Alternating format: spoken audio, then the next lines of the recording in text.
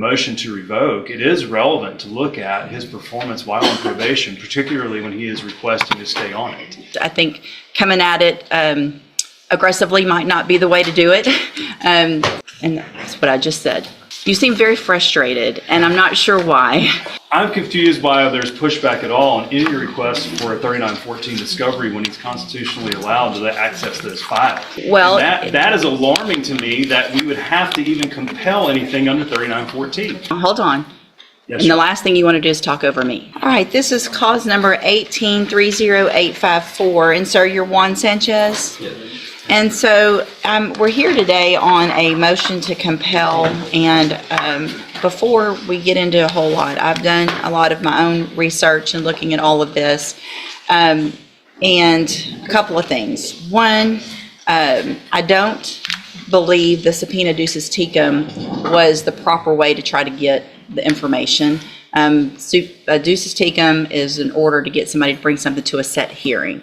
So we didn't have a set hearing, and they weren't ordered to give it to at a set time for a hearing. So under the rules that have to do with subpoena ducis tecum, I don't know that that was the proper way.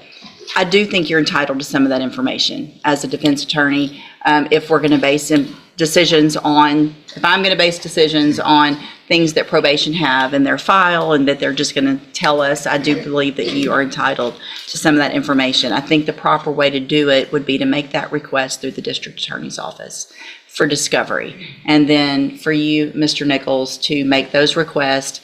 And then I would approve you guys giving whatever records are requested within reason. If you have, I don't know what would necessarily be any type of work product that would not be discoverable, but if you think that there's something that is particularly not discoverable, let Mr. Nichols know that, Mr. Nichols let me know that, then we could worry about maybe a motion to compel and whether or not I think those things are or are not.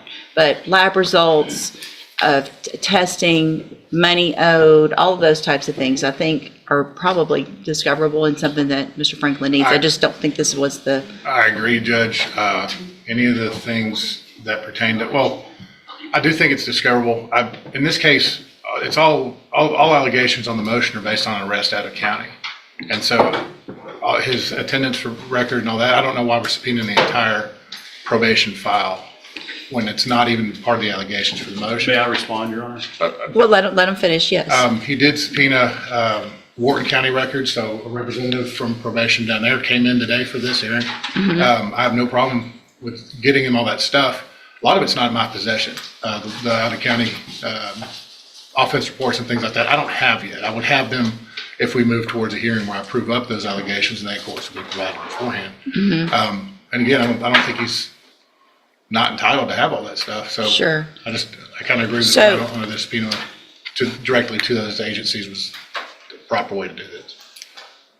And Mr. Franklin did make just a standard discovery request at the onset of his involvement, which was early May. I don't have anything really responsive to that at this point. Okay. So obviously, if it's based on a new offense out of another county, that's something you'll need to work towards getting and get that to Mr. Franklin. And so that needs to take place as quickly as possible. Let me look at the motion itself. Because I don't know, I guess, Mr. Franklin, if there's not an allegation in the motion to revoke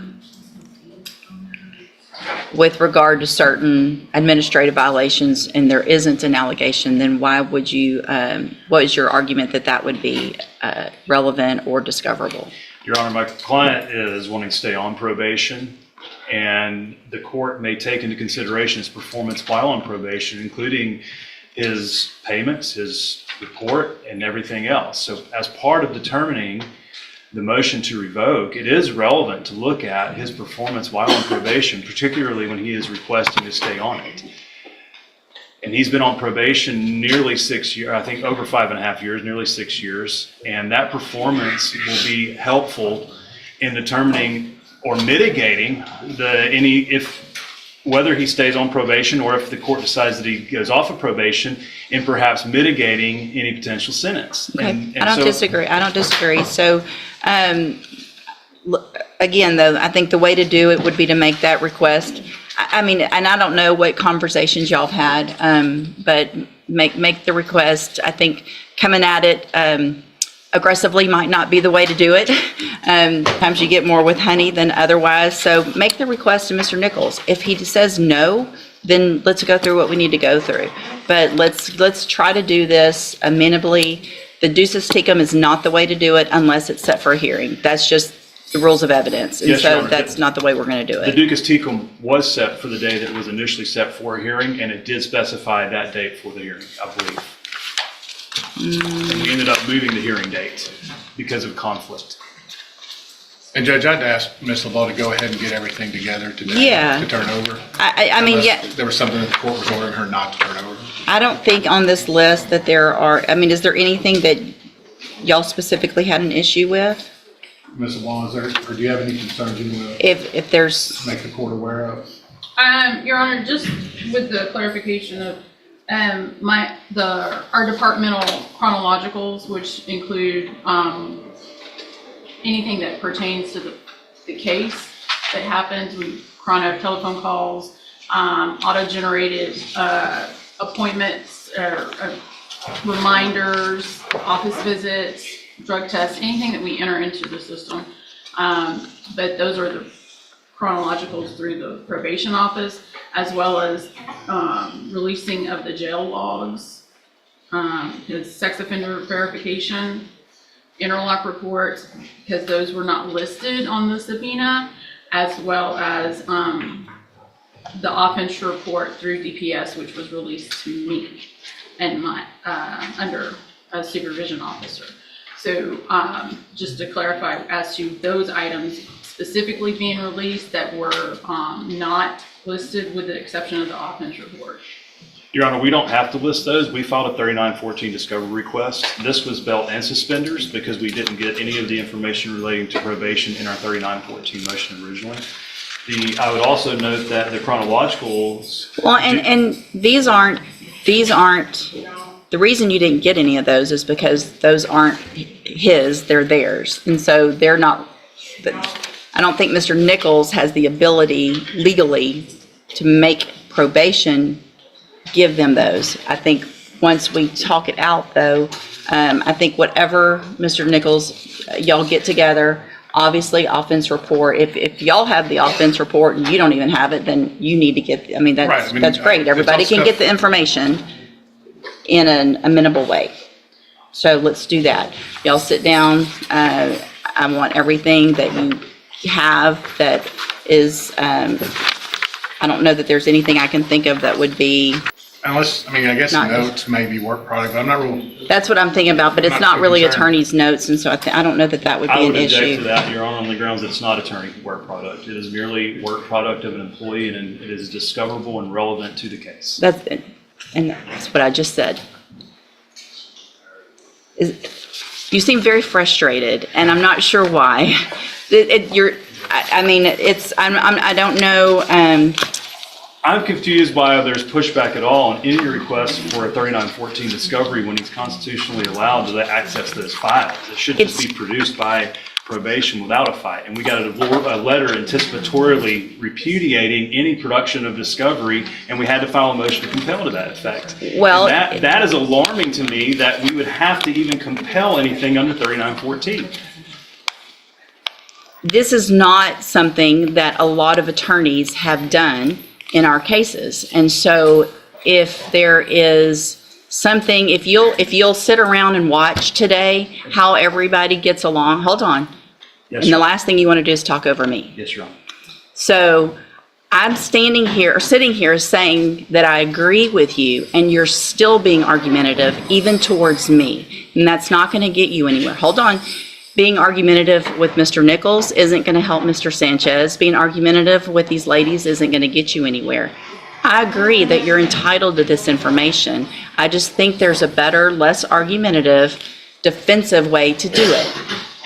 They were told to do what they were told to do because their understanding of the law is what it is. So I don't disagree that we needed to all get together, but it just needs to be taken down a notch. So I want the stuff turned over to Mr. Nichols, and then Mr. Nichols will turn it over as discovery. I'm not going to have probation start turning it over to individual attorneys in cases, because I think the proper way to make sure it's in the portal, that everybody knows what the discovery is that they've received, so that it's electronic when you sign your any type of documentation, whether it's at a hearing or a plea or a trial of what you've discovered, that it goes through that portal so everybody knows what everybody's got. So y'all get it to Mr. Nichols. Mr. Nichols will put it in the portal, and then you will get it. Once you get that, if there's something that you think is not there, then contact us. We'll have a hearing if necessary. Contact Mr. Nichols. Hey, what about this? If it exists and he says no, then let's have a hearing about it. Okay? So y'all get that done, and then we'll reset the case for just an announcement in what, a couple weeks or so? Fine with that? Yeah, that should be fine, Judge. We'll be able to Okay. get everything scanned in and provided through the portal. Perfect, thank you. All right, y'all are all excused. Presence be needed at I'm that sorry? time? Or- No, ma'am, if you'll just get what you need to Mr. Nichols, unless you are personally subpoenaed to be here for a hearing. Right here. This is the exact moment everything shifts. Up until now, this could have stayed a routine procedural disagreement. But the second he doubles down after the judge already agreed with him, it stops being about the law and starts becoming personal. And that's a dangerous line in any courtroom. Judges don't just evaluate arguments, they evaluate conduct. So let me ask you this. If you're the client sitting there watching your attorney push back this aggressively, are you feeling confident or are you starting to worry he's making things worse? Now, and on that date, we won't have a hearing on that date. So if we come in and there's pleas of not true and we're going to have a hearing, we can come in on that date, enter pleas of not true or true to certain allegations, then we would reset it for a court date. And at that point, if you need to be here, let her know. If you need a subpoena, then you can get a subpoena. If you just need us to let you know you need to be here, then we can do it informally. You just let us know, or let Mr. Franklin or Mr. Nichols know what your employer will require for you to be here for an actual hearing. Okay? Yes, Good? Your Honor. All right, thank you, y'all. Thank you.